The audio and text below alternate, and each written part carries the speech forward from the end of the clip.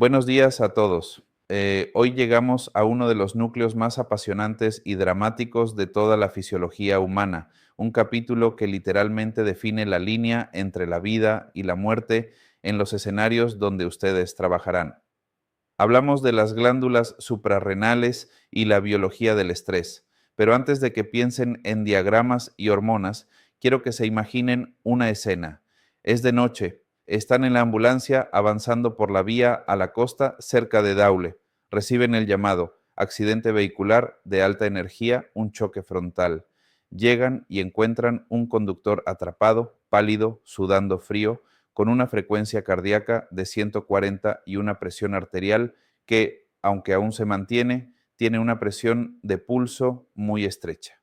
Le ponen oxígeno, inician fluidos, pero algo les dice que esto no es solo una hemorragia visible. Mientras lo estabilizan para la extracción, notan en el monitor que las ondas T comienzan a verse extrañamente picudas. Minutos después, ya en ruta hacia el hospital, la presión se desploma de repente, no responde a más bolos de suero y ni siquiera la noradrenalina que empiezan a infundir logra elevarla. El paciente entra en un shock refractario, vasopléjico. ¿Qué está pasando? Podría ser muchas cosas, pero una posibilidad silenciosa y letal es una crisis suprarrenal aguda desencadenada por una hemorragia masiva en esas pequeñas glándulas que están sufriendo un cizallamiento por el trauma. Entender esto, su anatomía escondida, su fisiología integrada y su colapso catastrófico es lo que vamos a estudiar hoy, porque en emergencias la presión arterial no es solo un número, es la expresión final de una orquesta neuroendocrina donde las suprarrenales son los directores de la sección de metales, los que dan el golpe de supervivencia. Empecemos por conocer a estos pequeños gigantes. Se llaman suprarrenales porque están sobre los riñones, pero esa ubicación no es casual.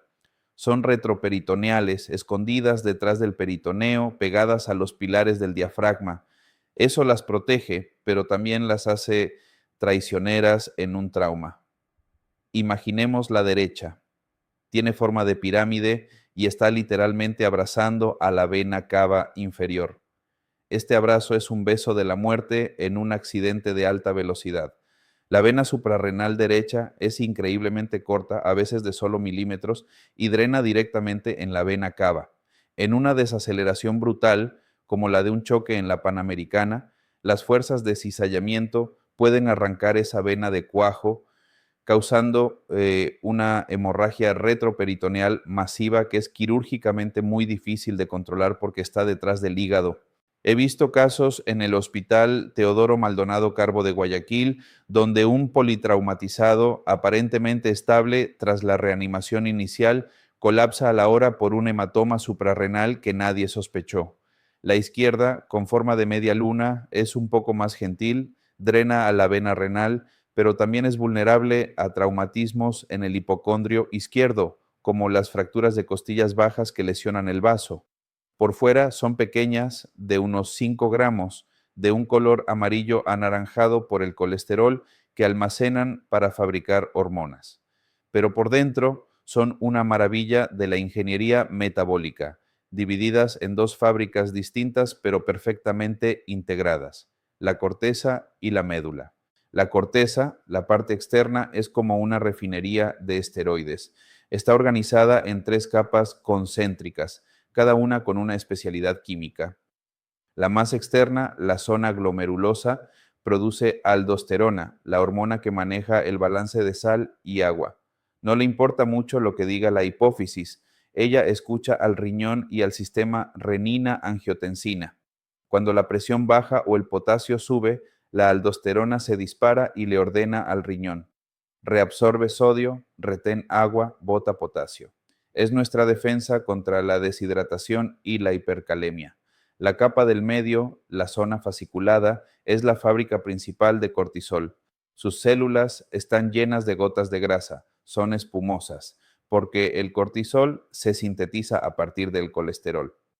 Esta zona sí obedece ciegamente a la ACTH de la hipófisis, y la capa más interna, la reticular, produce andrógenos débiles, que en emergencias agudas son menos relevantes, pero a largo plazo tienen su papel.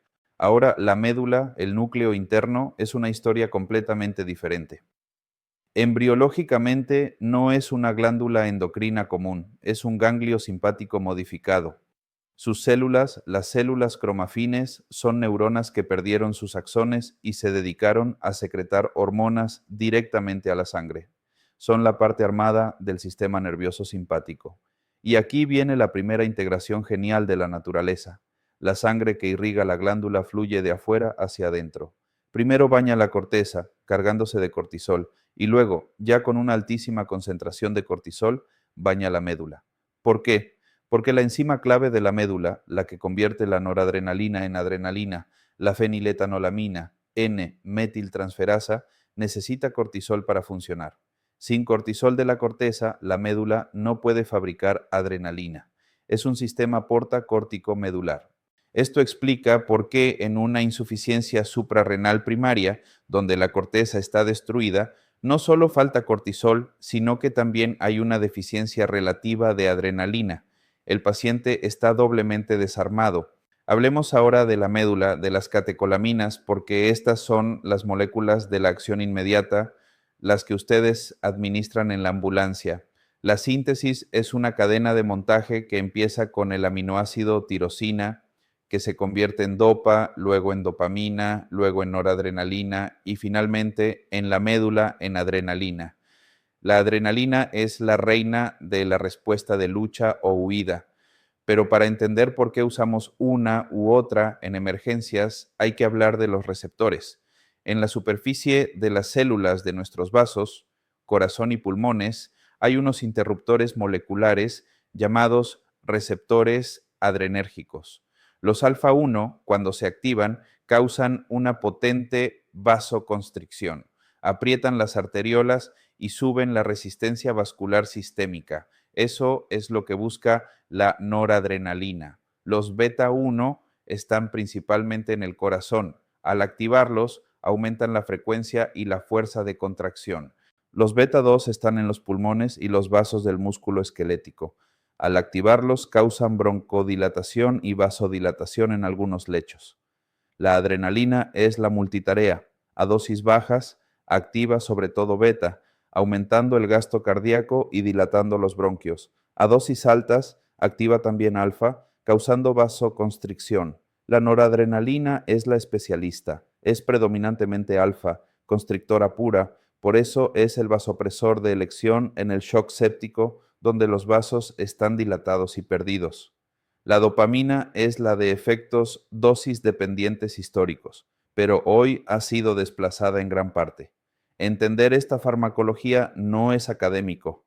En un shock anafiláctico, en un niño en un colegio de Cuenca, ustedes usarán adrenalina intramuscular no solo por su efecto alfa para constreñir los vasos y subir la presión, sino por su efecto beta 2 para abrir los bronquios que se están cerrando. En un shock séptico, en un adulto mayor, en un asilo de Quito, donde la presión está por los suelos y los vasos están flácidos, la noradrenalina será su herramienta para restaurar la resistencia vascular. Y en un paro cardíaco, la adrenalina a dosis altas busca ese efecto alfa para dirigir la poca sangre que genera el masaje cardíaco hacia el corazón y el cerebro. Pero todo este sistema simpático, toda esta descarga de adrenalina sería inútil sin su compañero de baile, el cortisol. Aquí llegamos al concepto más importante de la clase. Uno, que deben grabar a fuego, la permisividad del cortisol. El cortisol no es un vasoconstrictor directo. Ustedes no lo administran para subir la presión de inmediato.